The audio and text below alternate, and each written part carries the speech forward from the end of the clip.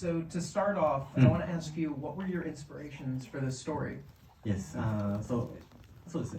その前にじゃあちょっと観客の皆さんにお礼をお伝えさせてください。Thank you, but before that, could I give my thanks to the audience here? 来てくださって、観客の方に、Thank you for watching today.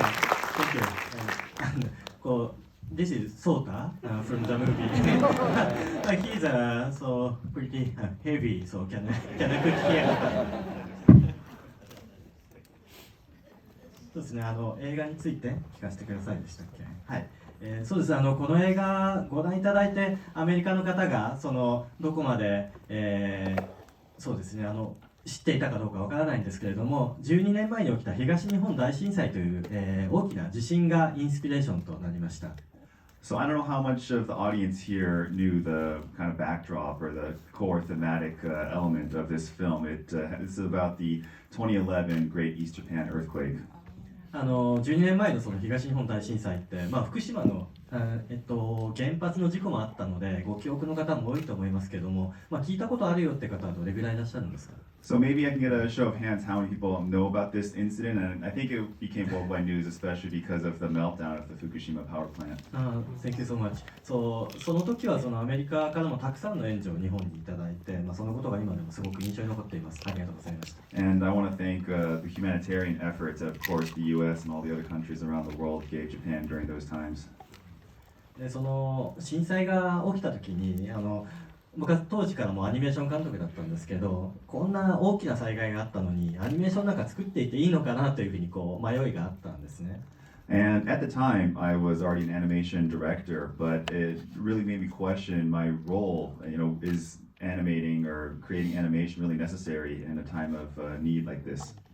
ただ他にできることもないので、アニメーションを作り続けたんですけど、でもアニメーションの中で、災害をどのように向き合っていくかというか、アニメーションの中で災害を描いていこうというふうにその時に少しずつ考えていきました。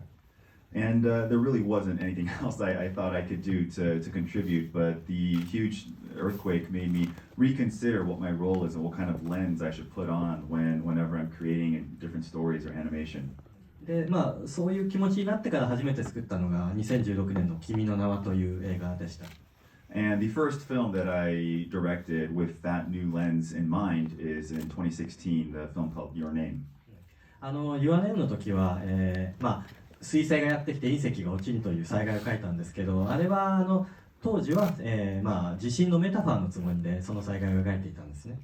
And in Your Name, the disaster was depicted as a metaphor with the huge meteorite that came crashing down on Earth. ただ地震から12年が経って今であれば直接、震災を描いても日本人は見てくれるかなと思ったので今回スズメで、このような映画を描きました。And a lot of that was in part because I wasn't sure if the Japanese audience and I was ready to come face to face with what happened 12 years ago. But now that it has been 12 years, I think a more direct depiction and a direct coming up face to face with that incident was possible. Now, I think on some level, everybody thought there would be kind of a budding romance element between Suzume and Sota. Yes. Especially since the first time she sees him, she just whispers, "Beautiful." Yeah. And then you turn him into a three-legged chair, which may be the funniest way to turn that expectation on its head. How did that idea come about? そうですね。先ほど申し上げましたように、まずこの映画は震災を描こうと思った、それがスタートだったんですね。ただそれだけだと重くて暗い映画になりすぎてしまうというふうに考えました。As I mentioned earlier, the central theme of this film is very much about the disaster that happened in 2011. But I thought a very direct depiction or expression of that disaster would turn into a very kind of heavy and dark film. ですから震災を描くと同時に、ボーイミーツガールの若い観客にも楽しんでもらえるようなボーイミーツガールにしたいと思ったんですね。So instead of just keeping it dark and heavy, I wanted that boy meets girl type of kind of adolescent romance that would keep a younger audience engaged. ただスズメとその人間の青年との旅だとちょっとロマンスになりすぎてしまう、トゥーマッチロマンスになってしまうと思ったので、青年の方を椅子に変えればそんなにロマンスになりすぎないかなと、バランスをとってそういうふうに考えました。But if I had just had Suzume and Sota in his human form going on this huge adventure, then I might have skewed too heavily in the direction of romance. So in order to course correct that, I thought, well, I can transform Sota into a three-legged chair. Can you talk about animating the chair? そうですね、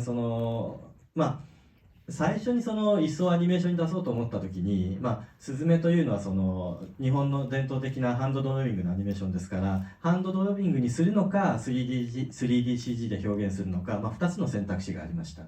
When first thinking about how to animate the chair, there was a huge discussion between should it be hand-drawn animation or should we do it in 3D CG? Because if you look at the rest of the film, we use very traditional Japanese anime style techniques of hand-drawn. ですので、最初はハンドドローイングでソータの動きを、アニメーター、いくつかのアニメーターにトライして描いてもらったんですね。And initially, we actually had a few experiments where we tried to express Sota using hand-drawn techniques. I had a few animators go through and come up with some tests. それがあまり良くなかったんです。良くなかったというか、生き生きと動きすぎてしまった。まるで動物のように見えてしまって、まるでそのディズニーの、美女と野獣に出てくるそのカトラリー、食器のような、本当に生き物にトランスフォームしてしまったように手書きだと見えました。And initially, when we did the hand-drawn tests, it didn't come out exactly how I wanted to. It wasn't the best form of expression, and that's because the hand-drawn nature of it made the furniture feel almost too alive, more alive than I wanted it to. Almost like in the Beauty and the Beast, the cutlery, all the different china that are, they felt very alive, which is not what I was going for. それよりも例えばピクサーのルクソージュニアのような本当に無機物が動いているという感覚にしたかったので、3DCG の方がふさわしいかなと思って、CG で作っていきました。Instead, for this character, I was looking for something more like Luxor Jr., the Pixar logo, because I wanted this inanimate object kind of awkwardly moving. It's very interesting how much human expression you can see on this chair. いやいや、その椅子の足を3本足にしたというのも、多分この椅子の動きがコミカルになった大きな理由だと思うんですよね。And I think giving the chair only 3 legs is another reason why it has that very comic relief type of element. 画面の中でこの椅子が映っただけで、この椅子が歩いているだけで、ちょっと観客が少し温かい気持ちになるようなものにしたかったんです。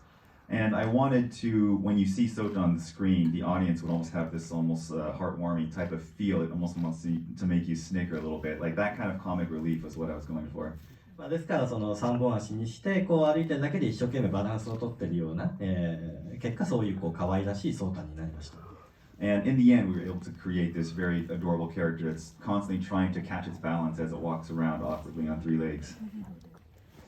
Now, talking about adorable characters, you also have Daijin, the little trickster cat. Can you talk about the inspiration for that? はい、大臣、そうですね。僕猫が好きで、今でも2匹猫を飼ってるんです。Well, personally, I am a huge fan of cats, and I have 2 cats right now myself. 名前はher name is スズメ。スズメ&ツバメ。So the 2 cats are named Suzume and Tsubame. 子供の子だから猫と一緒に育ったので、自分の作品の中で何か可愛らしいものを出そうと思うとやっぱり思い浮かぶのがまず猫なんですね。And I've been around cats almost all my life from when I was really, really young. So whenever I think of some kind of adorable comic relief type of character, I always gravitate towards the feline. ただ他にももう一つ理由があって、大臣というのは猫ではありますけど、一応映画の中だと神様のような存在なんですよね。で、自然を表す神様として大臣を描きました。And there's also another reason as well. If you've seen the film, then you know Daijin is almost this symbol of a force of nature, if you will. そのネイチャー、自然というのは人間にとっては豊かな恵みももたらしてくれるけれども、ある時には地震とか津波を人間に襲いかかるようによこしてきたりもしますよね。ですから気まぐれな存在だと思ったんです。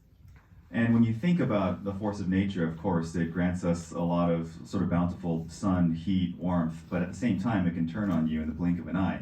And this whimsical nature of it made me think of how a cat treats you. そうですので、自然な動物、気まぐれな動物といえば猫かなというふうに思いました。And what more whimsical creature is there than the cat? And I gotta say, I love how they track him through social media. Because what is more social media than cute cat pictures? そうですね、今リアルにこうね、猫を探すとしたらみんなソーシャルメディアを使いますよね。ですから、あの描写はこう自然に出てきたものです。That actually came very naturally because if you're trying to track down something or a cat, I think the first place we would turn to is social media, isn't it? ただまさかそのツイッターがなくなって X になってしまうとは予想していなかったので、そのツイッターはツイッターのままですね、映画の中だと。But what I didn't predict was that Twitter would turn into X. So in the film, it's still Twitter.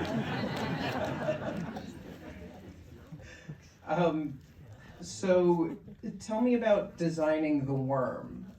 There's something very interesting about how terrifying and yet beautiful it is, especially when it's all out over Tokyo. そうですね、まず、この映画震災を扱った映画ですから、それだけに楽しい映画にしたいと思ったし、ですからラブロマンスもあるんですが、同時にやっぱりこうアニメーションとして迫力のあるその戦闘シーンのようなもの、バトルシーンもたくさん入れたいというふうに考えました。This film being a film about natural disaster and one that's very, very rooted in reality, I wanted it to not just be that dark and heavy film, but also have comic relief elements, but also give the audience some of that entertainment wow factor, and I wanted some dynamic action on the screen.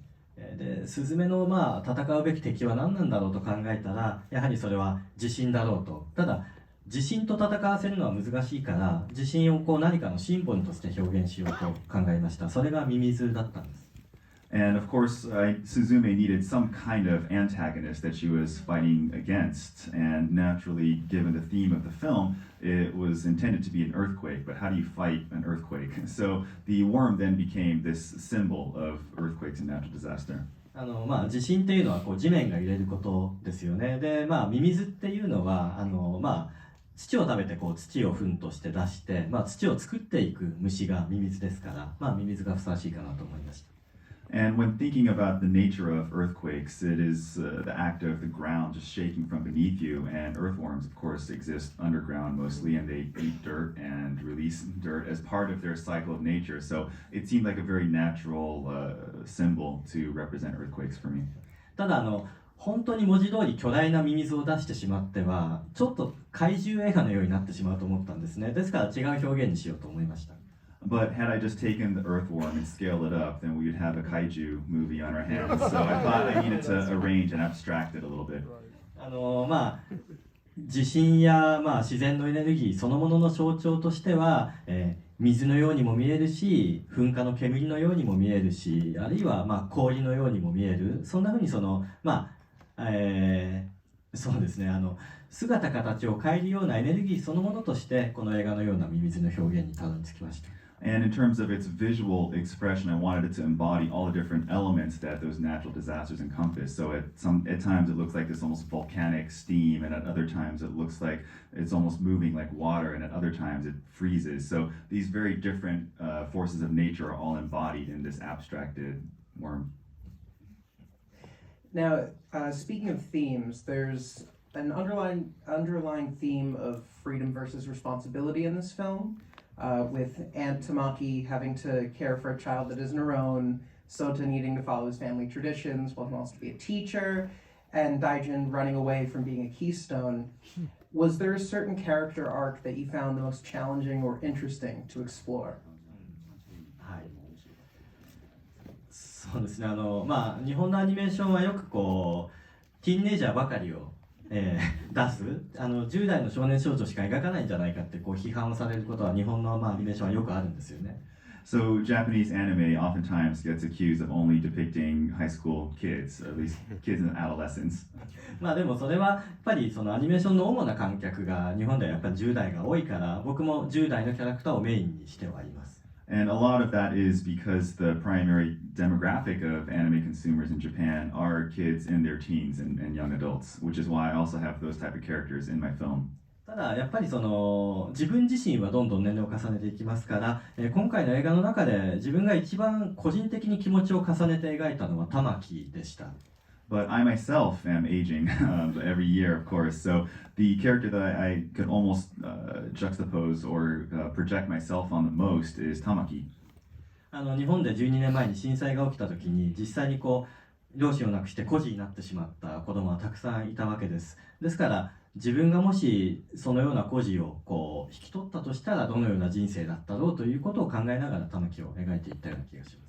And these children, these orphans who have been left, the parents, their lives taken away from this huge disaster. There were, of course, very many of these at that time in 2011. So I try to imagine myself, had I been bestowed an orphan like that, what kind of struggles I would have and what I would be going through mentally, which is what is projected in the Tamaki.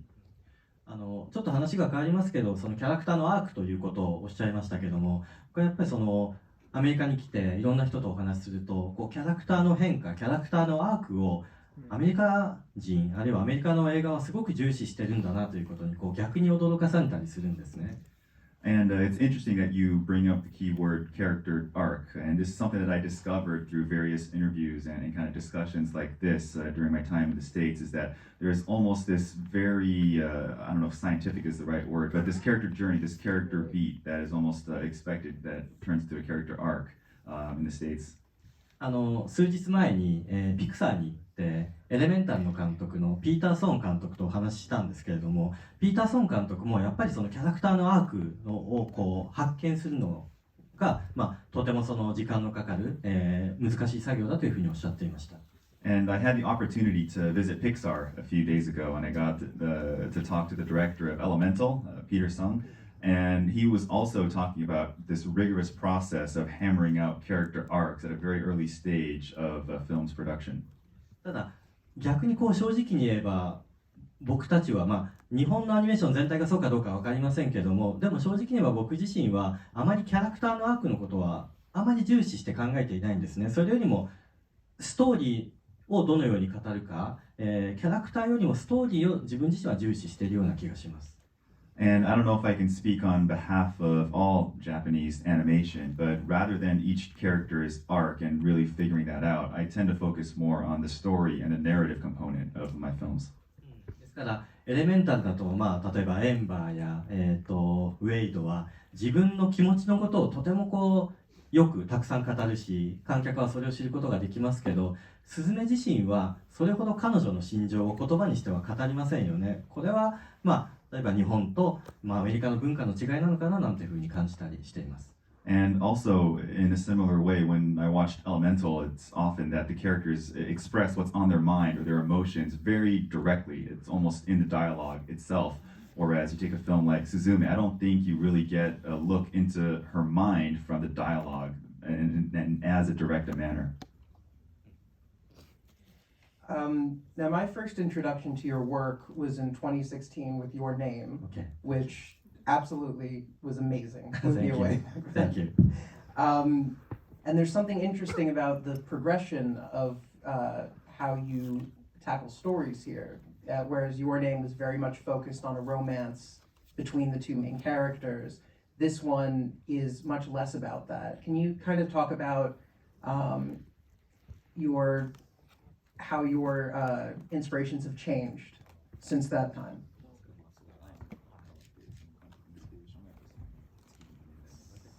そうですね、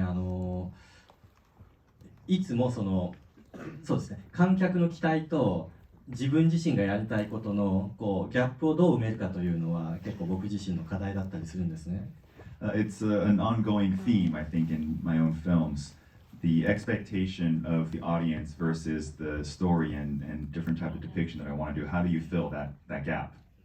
観客の期待というのはいつもロマンスだなというふうに思います。And I get the sense that audience expectation from my films always skews heavier in the direction of romance. ただロマンスは僕も見るのも好きだし書くのも好きなんですけど、ただずっとロマンスだけを描き続けるには年をどんどん取っていくからそれは難しくなっていくんですよね。And as much as I know my audiences want to see romance, and I personally enjoy writing romantic type of stories, but as I age more, I think it gets harder and harder to continue to update and come up with some new type of romantic angle. ですのでやっぱりロマンスは映画の中で描きはするんだけれども、でもその中にロマンスではない、例えば玉木とスズメの関係であったりとか、あるいはその、震災と日本の関係であったりとか、そういうものをどうやって映画の中に入れていこうということがだんだん自分の中のテーマとして大きくなってきています。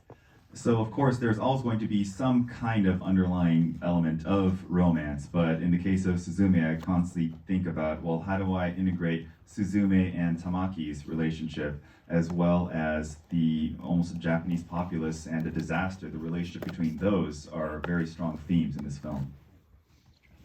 Now we're gonna throw to audience questions. Yeah, here. please. So raise your hand if you have a question, and we'll get someone with a mic over to you. So make it difficult for people. Right there in the gray. Yes. Yeah. Should I just speak or? I think you could just speak. Yeah. Sorry. Okay, yeah. It is such an inspiration to be meeting you. Thank you so much. Thank you for coming and asking. Yeah. ありがとう。 I have a question about the movie, which is well, as you can see on the poster up there, the door is like a really big symbol in this film, and it's depicted again and again throughout the film. So I'm wondering, what is the reason behind choosing the door as the portal for the warmth to come through and the portal between the two worlds? And yeah, is there any personal significance or cultural significance behind that? Thank you so much. はい。わかりました。素晴らしいご質問ですよね。Great question, first of all, thank you very much. And I think for those of you didn't hear it, the question was, why is the door the symbol? Is there any personal or cultural relevance? 僕はすずめの戸締まりという映画はその日常、スズメが地震によってなくしてしまった日常をどうやって取り戻すかという映画だというふうに考えながら作りました。The film Suzume, I always kept in the back of my mind as I was directing it that it is very much about Suzume trying to regain her almost ordinary daily life. その日常デイリーライフとはでは何だろうというふうに考えたときに、やっぱりその毎朝家から出て行って、学校に行ったりとか仕事に行って帰ってくる、ドアから出てドアに戻ってくることが日常だと思ったんですね。ですのでこの映画のシンボルはドアだというふうに思いました。And when thinking about what is very representative of daily life, something that we do every day, well, we open and close doors whenever we go to work, go to school, wherever. We open the door to leave, and then when we come home, we close it behind us. So I think it was a very strong symbol for that idea of daily life. ですからポスターでもドアにしたんですけれども、ただドアに、ポスターの絵をドアにしてしまうことの、心配が実は2つありました。So that's why the very initial teaser visual was just a door, but there were two concerns that I had about featuring the door so prominently. 一つはドラえもんっていう日本のアニメーションがあるんですけど、どこでもドアっていうドアが出てくるんですね。とても有名なので、ドラえもんの映画と間違いなんちゃわないかなと思いました。The first is a massive franchise in Japan called Doraemon, which I'm not sure if the audience here is familiar with it, but it's this robot cat that can take out anything from his pocket. And of one of his magical items, there is a door that opens and you can travel anywhere instantly. So I was hoping that the audience would be confused and think this is a Doraemon movie. もう一つはモンスターズインクですかね。間違えられないようにやっぱりそこも、心配でした。And the other one being Monsters Inc. Thank you for your question. Thank you. Thank you. Okay. It's right here in front. I just wanted to also thank you for coming in here. I've actually been watching the film since it started recording. And the question I have, since you brought it up previously, is you said that doing romance is starting to become more of a struggle. Do you feel like in later films that you create, they'll ever not include love, or will they include something different?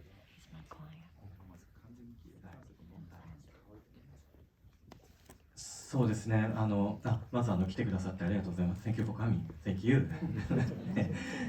ロマンスは例えば僕がこの先今50なんですけれども、20年作って70になったとしても、やっぱりある程度の形でロマンスは自分の映画の中に残るような予感はしています。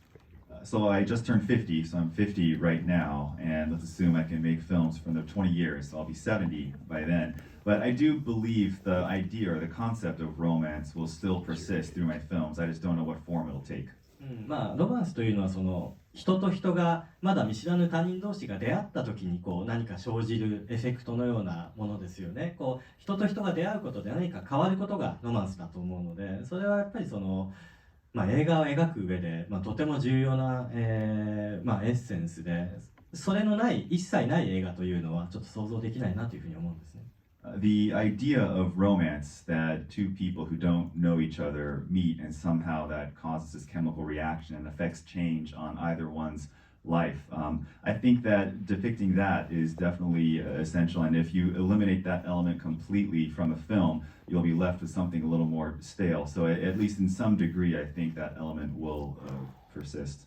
10代の少年少女にするか、その時はもっと大人の、50代60代の、男性女性になっているか、それはちょっとまだ自分ではわからないんですが、ただ少年少女ではないようなロマンスの映画をいつか作ることができればというような気持ちは持っています。And whether that will continue to be adolescents or maybe it'll be a pairing in their 50s or 60s, I don't know yet what form that'll take. But at some point in my career, I do hope to have a romance centered not around adolescent teenagers. Thank you. Okay. See you over there. Oh, Yes. hey, arigato. Hi. こんにちは. こんにちは。 So, for 5 centimeters per second and Voices of a Distant Star. Oh, Hello? okay. So for Voices of a Distant Star and 5 centimeters per second, and some of your original movies, the theme or the romance was a lot more bittersweet. I'm kind of wondering what led to the change, the gradual change, and the way you depict romance, and can you speak a little bit to that? そうですね、そのおっしゃってくださった5センチメートル、秒速5センチメートルとか星の声とか、僕の過去作品というのはこうロマンスはあるんだけど、その恋が実らない、2人が結ばれないという物語が昔は多く描いていました。It is true what you said about my past works, Voices of a Distant Star and 5 centimeters per second. There is a romantic component, but often it's never fruitful. それがこうだんだん変わってきたのは、やっぱ今日何度かお話ししているその東日本の大震災がきっかけだったような気がします。And I think a huge pivoting point for me is the disaster that I've referred to a few times today, the Great East Japan earthquake in 2011, which changed my perspective.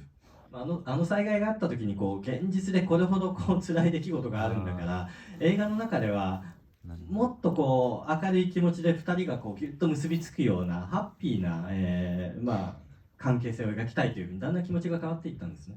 And part of that is because at that time reality was so grim everywhere you looked. So why would you go to a movie theater and also want to experience something so bittersweet and painful? And it gradually shifted the romantic expression that I have in my movies to something where the couple, has a happy end ever after ending.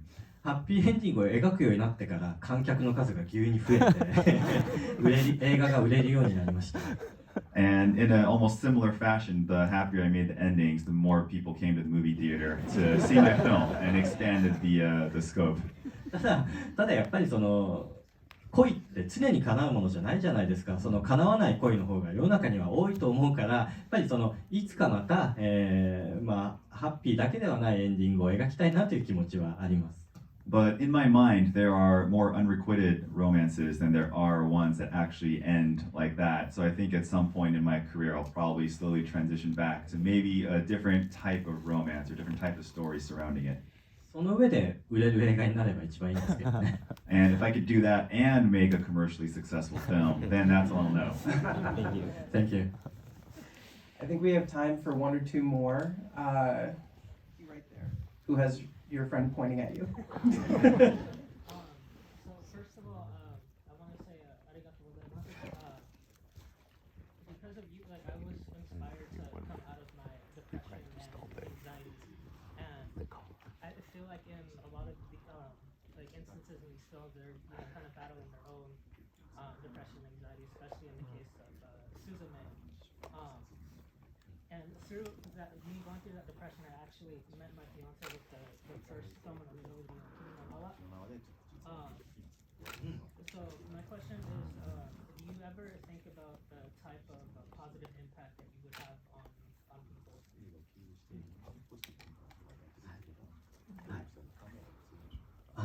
そうですね、I have to say ありがとう、来てくれて、ありがとう。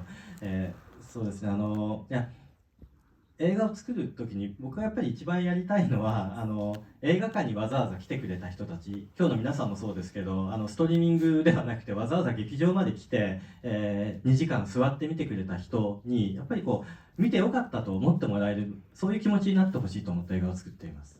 One thing I feel very strongly about, especially to the movie-going audience, and that includes everyone who's given us 2 hours of their time, including all of you guys here in the audience today, is I want to make sure I'm able to leave something to them, have some kind of something they can take home with them. ですから映画を見て勇気づけられたとか元気が出たというふうに言ってもらえることが本当に嬉しいです。So whenever you say, "Oh, I was encouraged by your film," or "Your film kind of changed my life," those words from the movie-going audience and fans is what impacts me the most. 昔観客に言われたことで忘れられなかった言葉があります。And there is something that an audience moviegoer fan told me a long time ago that I just can't forget. 秒速5センチメートルを見た観客が映画を見終わった後悲しすぎて席から立つことができなかったというふうに言われたことがあるんですね。And at one time, a member of the audience who saw 5 centimeters per second said that they were just so devastated after seeing the film that they couldn't get out of their seat for a while. それはそれで映画が強いインパクトを与えたということなので嬉しくはあったんですけど、でも元気に席から立ち上がるような映画を作りたいというふうに今は思っています。And to me, that just showed the power of film and how powerful that journey can be, exchanging 2 hours of your time for an emotional experience. But at the same time, I don't know if that was the type of experience I wanted to leave behind on my movie-going audience. So maybe the next film that I make, I want them to actually jump out of their seat with joy instead of sitting there. Thank you. ありがとう。We have time for one more. Two more. Okay, two more. Right in the end there. Yes. Hi, Hi. thank you. Thank First you. off, for being here. I'm gonna ask a question for my girlfriend. No. The second or third movie that we happened to watch was Garden of Words. The first being Your Name. And we were absolutely captivated by it. We loved it. But we couldn't help but notice both characters in both movies had a little bit of an age gap. We were wondering if maybe there was a girl when you were younger that you had a crush on that you looked up to, maybe that inspired you to have this type of storyline. Yeah. そうですね、僕は学生時代年上の人がずっと好きでした。Yes, I did have someone I admired when I was a student, and she happened to be a little older. 一番最初にお付き合いした人は10歳年上の女性だったんです。And the first person I dated was a woman 10 years older than me. Alright. Yeah, congratulations. 今の奥さんは年下なんですけれども、今でもやっぱり年上の人って何か僕の知らない秘密を持っていそうな気がして神秘的に見えますね。And my current wife actually is a little bit younger than me, but there's still this kind of admiration or longing, I guess you could say, I have to someone older, because it almost seems like those years that they've existed longer than I have, they understand more secrets of the world or universe that I don't have access to. Thank you. Thank you. Okay, last question. I seem to be partial to people who have other people pointing at them. Yes. So I was the English dub for Chica, and I just want to say it was the greatest honor to be in your movie. I was curious about the people that Suzume meets throughout her journey. How did you decide who she meets and encourages you? わかりました。チカのボイスアクトレスなんですね。ありがとうございます。Well, thank you very much, Chica. Appreciate you coming. そうですね、日本全国を旅する映画にしようと思ったのは、東日本大震災というのが東北だけではなくて日本全国の人の心も揺らしてしまった出来事だったから日本全国を描こうというふうに思いました。So the reason Suzume is this road trip type of movie is because the 2011 earthquake, of course, the epicenter was in the northeastern side of Japan, but it no doubt moved the entire country and everyone was somehow affected by it. その中でそのスズメが出会う地下であったりとか、神戸で出会う人、東京で出会う人たちというのはそれぞれの町で昔やっぱり大きな災害があった場所なんですね。And every place that Suzume travels, and even where she meets Chika, so she starts from Kyushu and goes to Shikoku and Kobe, all of those areas are a place that there was some kind of natural disaster that happened in the past in Japan. だから地下にしてもそういう災害を乗り越えて、今は本当に明るく元気な、キャラクターというか明るく元気に暮らしている人たちに、災害にあったスズメが励まされるということを繰り返していて、スズメが成長していく話にしたいと思いました。Which is why characters like Chika, who they themselves experience their own natural disaster in their region of Japan, are still able to put on such a bright smile and have that kind of jovial personality. Suzume, who is came in direct contact with a massive disaster in her childhood, the fact that she is able to meet these people and understand that on the other side of all the grief of disaster, that there is a kind of future and a certain energy that everyone she meets at every junction and every point, I think, kind of evokes that type of energy and emotion. 地下の吹き替えありがとうございました。お会いできて光栄です。And thank you very much for dubbing Chika. I'm glad that we were able to meet like this. Well, that is all the time we have for questions. Everybody, please give a round of applause for Director Shinkai. Thank you.